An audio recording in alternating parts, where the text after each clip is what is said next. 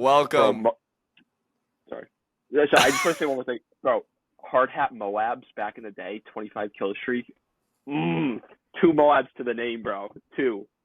Scrumptious and Dumptious, 2 to the Uh, name. Episode 14. Pitch Masters. Wednesday, November 8th. We got a good episode planned for you guys. Little VAR talk.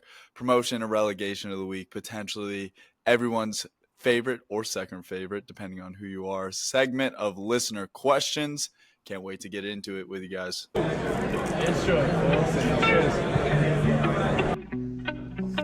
Beauties. Gucci. What's up? What's up, Benzini? Cheers to the old UK boys. You always tell me that it's all up in my head. You got me overlooking all of my options. You got me going back and forth with my conscience. All up in my bed. You always seen that. All right, boys.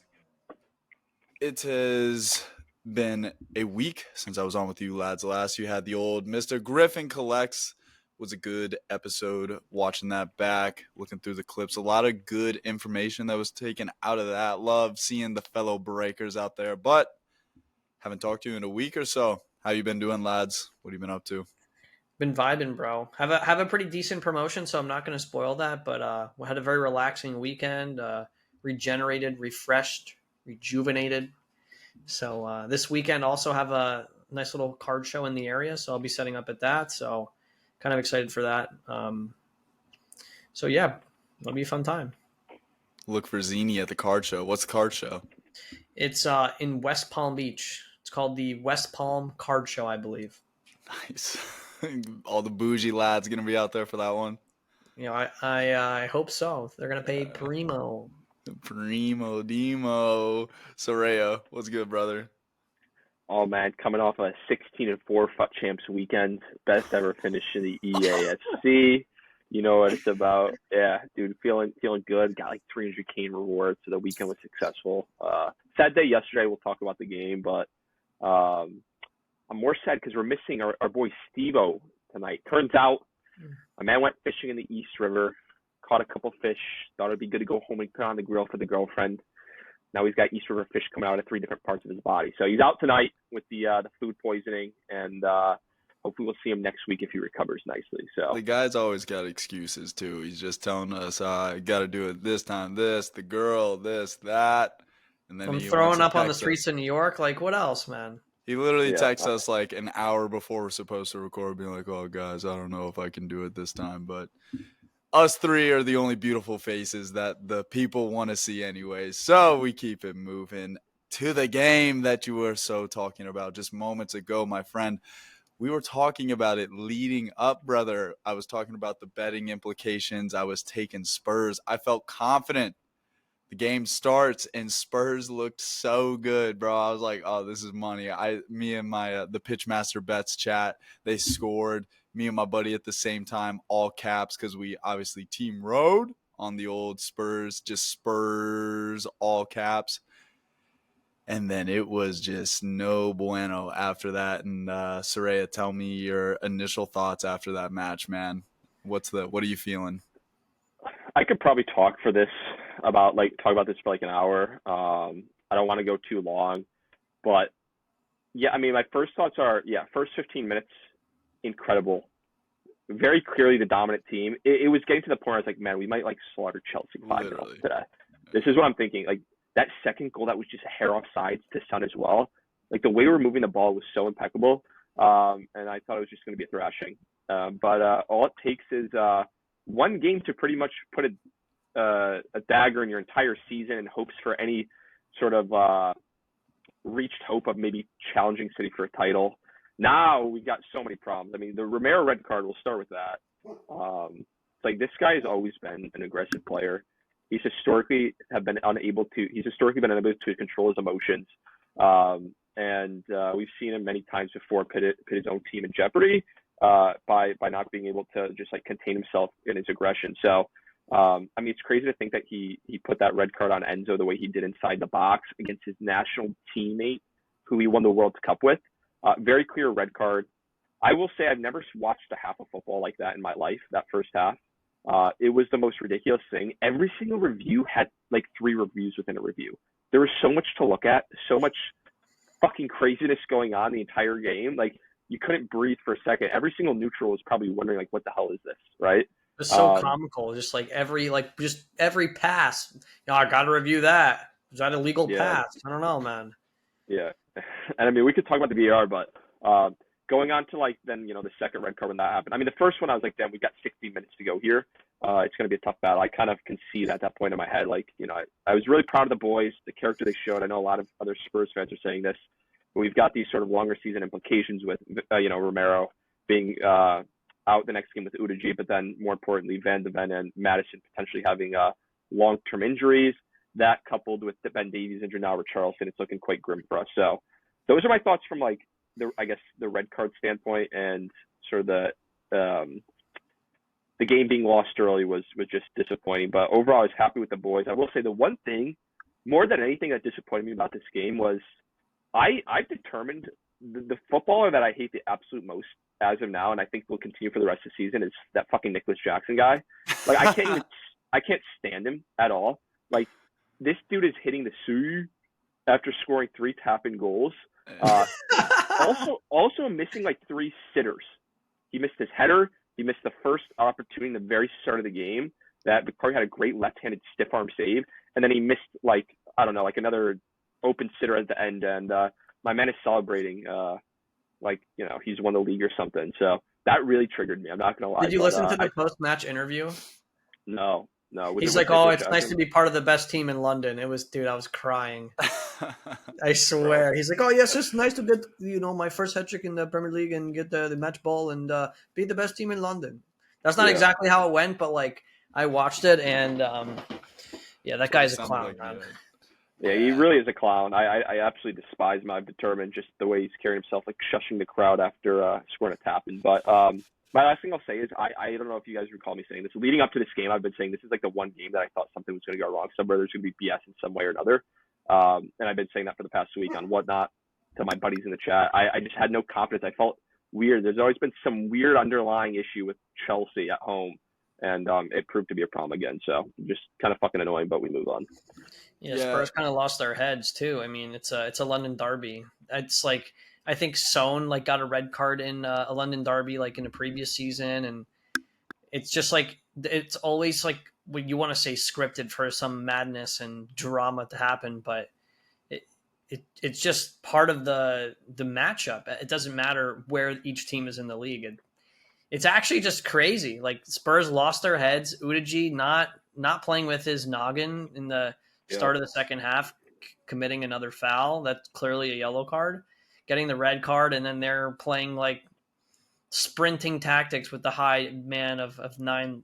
That's not working if you don't have Van de Ven, and he's toast. Yeah. So you got Eric Dyer fucking running hurdles back there trying to. Dyer was good. But I want to ask Højbjerg was great as well. Yeah, I mean, this is where I want to ask you, though, going into, like, kind of their role in that.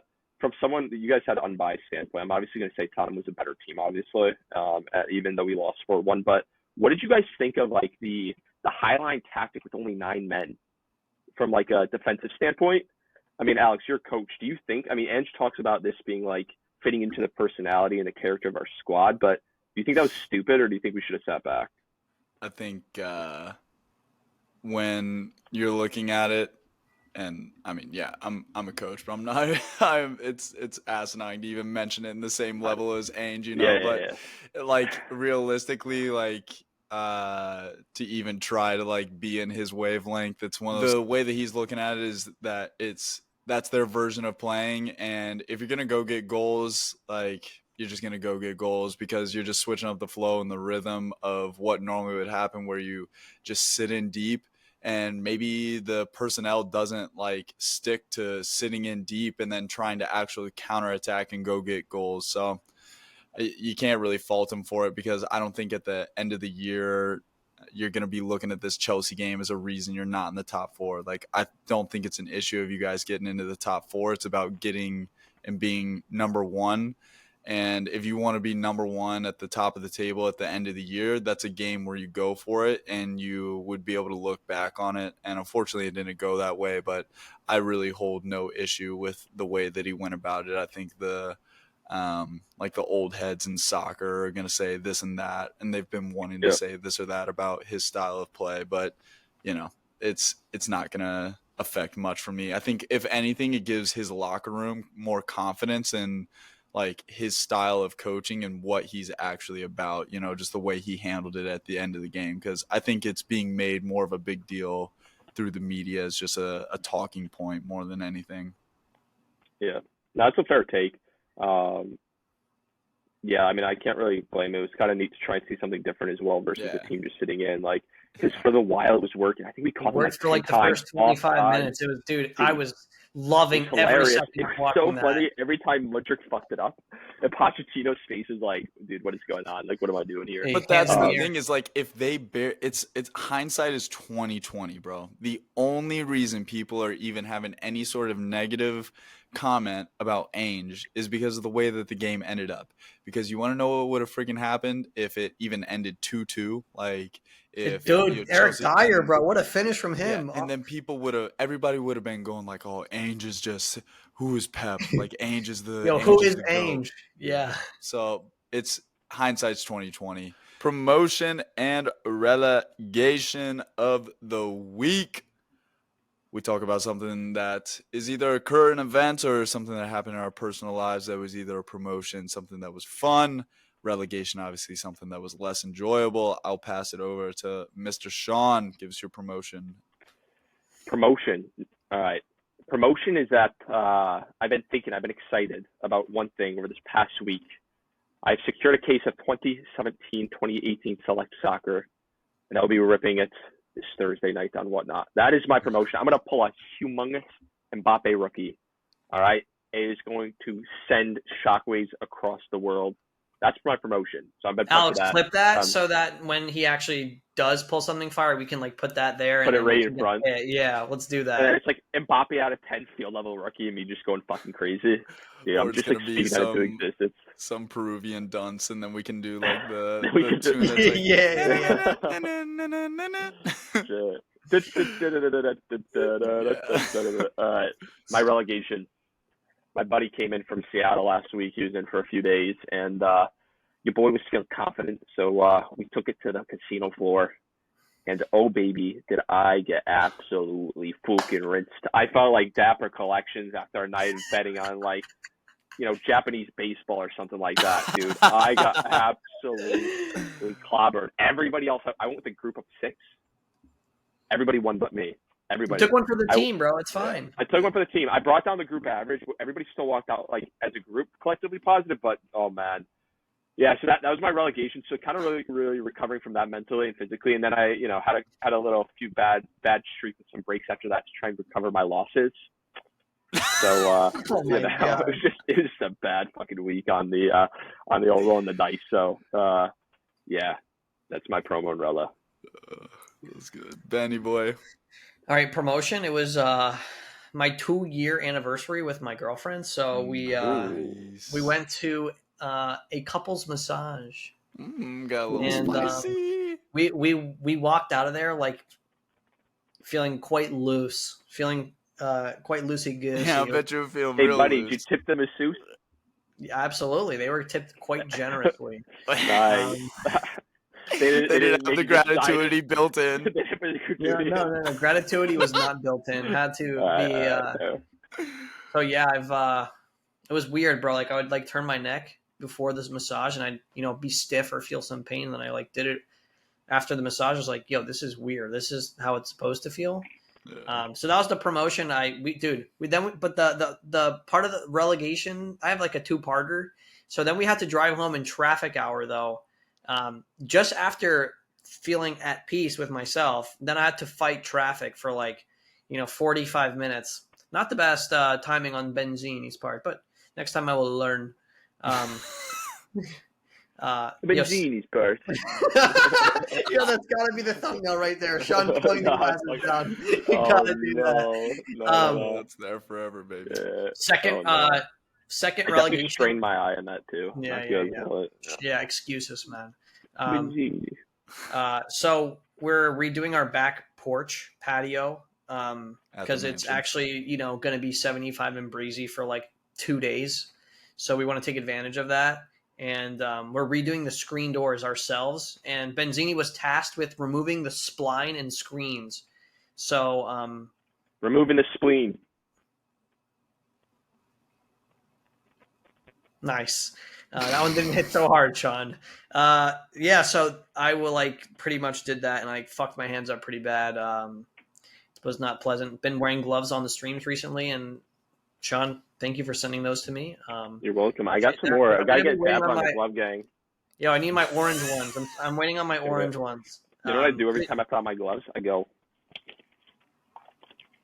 put them on, and then you got to give them the good. Oh, I don't know why they're going on smooth. You got to do the. Yeah, about the I drag. did that. I don't know drag. why you wear blue. It bothers me that you wear blue. Like I Why? wish you Why? wore Why? like black or like gold. Like the blue is like I feel like I'm about to like get my prostate like checked by my doctor, bro. Like It goes it's well a with the little blue dumb. background, you know. And It goes well. it's a little offsetting for me. Like I if it was all black gloves, it would be a little bit more vibey for me. I can't copy Cheeky Breaks. He wears the black gloves. He's a feel black like glove. you're gonna king. tell me to cough twice and turn down the lights for me.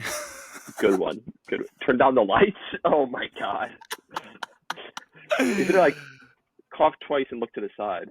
Guys, if there's not an episode 15, it's strictly because of Dapper Collections. Yeah. It'll happen at some point.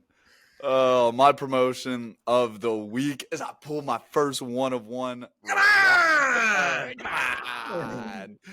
It was cool. I loved every second of it. O'Reilly Auto Parts. I must have shown too much of the card because Mr. Serea called it immediately. The professor, Mr. Too Sick to be on the pod. Guy just downplay the negativity the guy brings into the stream sometimes. Steve is fucking awful if he's in one of your breaks or you're in a break with him. I'm telling you what, if you see pro send cards in a break, do not buy in the break. It's going to be the worst night of your life. He's the most pessimistic person you could be in with a break. Every single card that comes out, he's just calling it dog shit. The most hilarious part too is at the very beginning. I pull that Mbappe out of 50. He's like, great sign for the case. He's like, this is gonna be a good one. And then literally you get into box 3. He's like, this thing. It's like this box is trash. The case is trash, but it was. And then he starts naming these comps for every card. Absolute ridiculous. And then you're like, that's not right, bro. It's like $40 off. He's like, well, it's just off the dome. Like, well, don't fucking say the number, man. Fucking comp goblin over Oh here. my god, absolute unbelievable. Jeez. Yo, he actually got into my break today, and he wasn't in the break, so it was still not a good break because he was in it. It quite possibly was one of the 3 worst finest cases I have ever ripped in my entire life. Mrs. Prosen, his mother watched the podcast. If you listen, you know your son, lovely guy for in a lot of parts, a lot of ways, but I'm telling you, he's a real piece of shit. Nah. No, he's a beauty. He's a beauty. We'll leave it at that. But my relegation, you should just cut it there. Oh, your relegation. Okay. Yeah, Sean's like, fuck Alex's relegation, man. Relegation. Yeah. No, the relegation is in my first tournament with my 2008 white squad this weekend. 2008 white squad? Yeah. So the white elites. No, I'm kidding. 2008 white squad. It goes NAL, red, white, and then there's navy. So I have a red and white squad. Red, white, and blue. Wow, how creative! I hate having to say white. Like every time I say like anything like my 2008 like white boys squad or my boys white, whatever. Like any combination, I'm just uncomfortable every time. I wish they would change it so badly. Like so many other colors we could use, but. We had our first tournament, was like a semi-smashing success until the very end. I lost 2 times in a row to a chick, 0-1. Yeah, Hendricks County FC Gold had my number. And, so where's gold? Is that above red, white, and blue? Or couldn't tell you. You'll have to travel to Hendricks County. I'm just gonna make a team and call it purple. All right, But Myers out. Myers out. Yeah, Myers out. Get that guy out, man. Oh, brother. The conversations I've had to have with some of these parents is actually insane. But yeah, it was tough. Their team was organized. She had them rocking and rolling. 0-1, super exciting matches. The ref was old as shit in the championship game, was an absolute hag. So that is my relegation, along with a little bit of the touch of what Benzini talked about weather-wise. But on the flip side, it's getting cold as shit in Indianapolis, and I am deathly afraid of the shivers. Like, I hate the shivers. It is my top worst feeling in the world. Like, when I either step outside and I don't have like I just like have a hoodie on and it's like cold and it's like wind chill, or I hop out of the shower and it's like cold as shit and I get the shivers and my body just like starts to lock up. That's my least favorite feeling in the world. So that's my other relegation, is I hate that it's getting cold. Yeah, just snuggle the pups, bro. You'll be fine. Pups do get snuggly. They get very warm. Who is the most disrespected player in football? Coming from Mr. J13 Hugs. J13 always coming through with great questions. Vinicius Guys, Jr. is my guys. answer. Why? He is the most hated, discriminated player. Ben took it quite literally as like disrespect. It's like No, yeah, I thought. I mean, why is that? In the context of talent, like, but I guess you could take it in that sense as well, like quite literally discriminated. Alex, what is so funny, man? The disrespect. Nothing. It was like just I mean the disrespect to Benzini here. I guess I'm sorry. Yeah. Yeah, I guess I'm sorry. Yeah. Yeah, I mean, no. If you want to talk about like actual racial abuse, yes, like there are a lot of people who have like been. Who is the most racially abused player? Yeah, stop. Cut it there. So my answer is okay. So it's Harry Maguire, Romelu Lukaku. It's one of these two, I think, in terms of like Harry's having a resurgence, bro. Exactly, the card community standpoint, it's one of the two, but I think it's Romelu Lukaku. Personally, I think he is probably the most disrespected. The way he's like passed around from teams to teams to team is wild. Yeah, I think I mean, if you earn the term Lukaku, not in sort of in relation to Kaká, but in terms of Kaká, you're in trouble, and that is some big time disrespect. So that would be my answer, J13.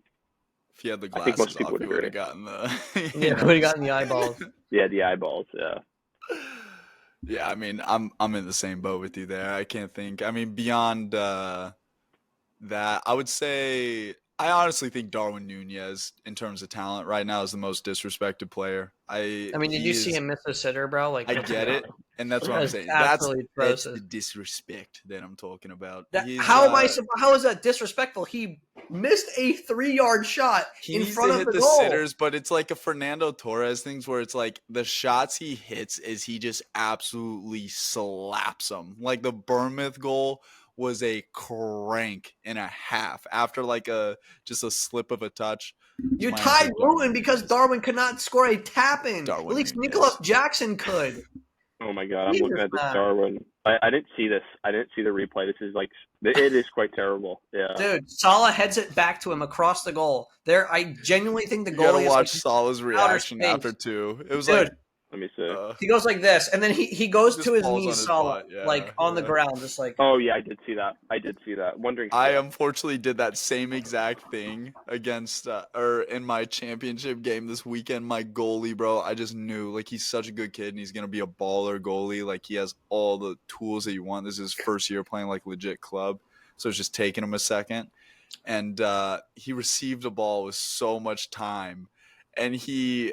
Like, I don't know what was going on in his head, but he goes to like play it to my left center back, who is a good 5 to 7 yards wide of the closest forward that's pressing him. And he played it right to the forward that was pressing him. And he almost made the save. He got 5 hold. But I was just like, oh, my And that's how gosh. you lost 0-1? I fell on my butt. No, that's how we lost 0-1 in the championship. That is a terrible way. Apologies, mate. Yeah, it's all good. I had my boys gassed up though after, bro. I was pumped. It was a twofer. We were rocking and rolling. After I was giving one of the best, like the words were just flowing to me. I was talking about how like this isn't it. Like this trophy, honestly, is like Yo, can we just a get you stepping mic'd stone to up, what bro, we at a want. game? That would be dangerous. Dude, Then I would need get you to be fired. mic'd up at a game. Yeah, I've been looking at tournaments to go to, and I have been looking in like honestly all the areas that you guys live, just in general, like Arizona. I've looked at Arizona, Florida, and We're not in like Arizona. Connecticut, New York type stuff. Arizona would be Yeah, I get electric. you. In the That middle would of be the good. winter, it'd be money. Yeah, that's true. Any other questions? Yeah, we got another question from Mr. Spider Beach Card. Shout out PSA 10 Sere'a. What is the best box to Percy right now? All soccer. 2017 Select. No, I'm just kidding. Live No, and whatnot. Yeah, no. Best. I still stand by EPL Breakaway. That forever will be Yeah, the best value product of the year for me. 5 numbered cards out of 99 or less, and auto potential. The fact that there's 5 numbered cards is crazy because in World Cup there's only 2. Yeah. There's dude, they shortened those cases like crazy. I don't think people know how many cases are. You can probably do the math. Obviously, 300 player checklist out of 99 down to 1 of 1. I'm actually gonna have to do that and see because it's kind of crazy the amount of value in those boxes. So get yourself an EPL Breakaway. I think they're on BA at 130, 140 or something like that now. So I think they're going up though. But yeah, that's my take. I'm gonna stay strong to the. I'll generalize it, but then I'll narrow it down to what I would. Topps Finest, the Jude rookie year, for your value and your money in terms of a class that's actually elite, filled with rookies that are still contributing on a consistent basis. That for me is it. Like if you're actually trying to find the one player right now that is just his ceiling really is kind of unknown right now. I still think Jude, if he continues to perform like he is and drags Madrid back to the pinnacle of where they went 3 Champions Leagues in a row, I don't know where his ceiling is going to be in value. So I'm ripping that. You got Jeremy Doku, Jeremy, Zoku, Mbappe.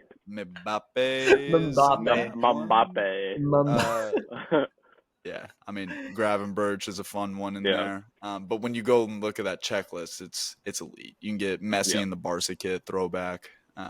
So that's for me. Topps Finest, Jude rookie year. Yo, best product to Percy right now is 2018 Flawless.